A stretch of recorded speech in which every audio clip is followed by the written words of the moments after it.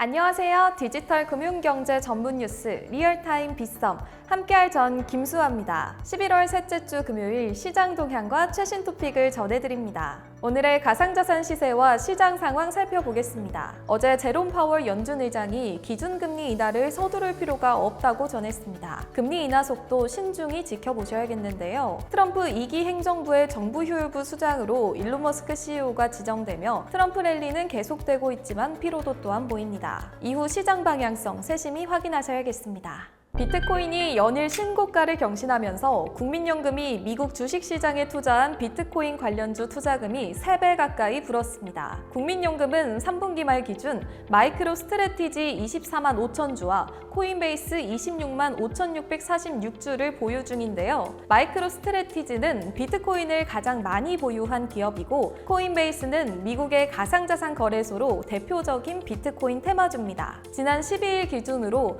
국민연금의 두 종목 합계 평가손익은 우리 돈 1,500억 원을 넘었습니다. 한편 국민연금을 포함해 우리나라의 연기금 공제회는 법과 내규에 따라 직접 비트코인을 투자할 수 없는데요. 해외에서는 연기금이 직접 비트코인에 투자하는 사례가 점차 늘어나는 추세입니다. 관세 폭탄을 예고한 트럼프 2기 행정부를 대비해 세계 주요국들이 보복 관세부터 수출 통제까지 맞대응을 준비하고 있습니다. 먼저 멕시코는 지난해 중국을 제친 미국의 최대 교역국인데요. 멕시코에 25%의 관세 부과를 예고한 트럼프 당선인의 말에 마르셀로 에브라르드 멕시코 경제부 장관은 관세를 부과한다면 관세로 대응할 거라는 입장을 보였습니다. 다음으로 트럼프 당선인은 유럽연합은 미니 중국이라며 무역에선 유럽도 예외 없다고 말했는데요. 이유는 현재 보복 관세를 물릴 미국산 제품 목록을 추리는 중인 걸로 알려졌습니다. 또 트럼프 당선인이 60% 이상 고율 관세 부과를 예고한 중국이 있죠. 중국은 보복 관세부터 희토류와 희소금속 수출 통제, 그리고 미국 기업 제재까지 강력한 보복 패키지를 마련하고 있다는 관측이 나옵니다. 관세 인상으로 달러 강세가 계속될 수 있다는 전망이 나오면서 외환 시장 불안은 더 커지고 있습니다. 그때 비트코인 살 걸, 그때 비트코인 팔지 말 걸, 그 당시에 베팅하지 못해서 무엇 할 걸이라는 후회를 앵무새처럼 반복한다는 신조,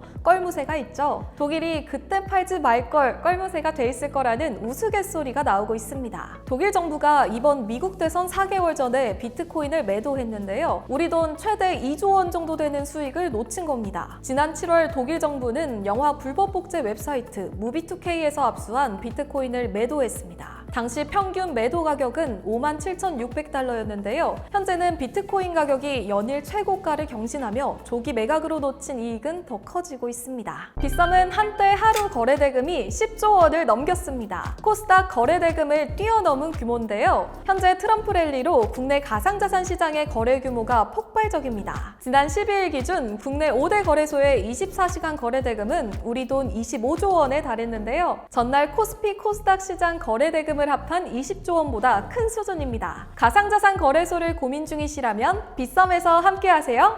오늘의 리얼타임 빗썸은 여기까지입니다. 매주 화요일과 금요일 저녁 6시 생생한 소식들을 전해드립니다. 리얼타임 빗썸.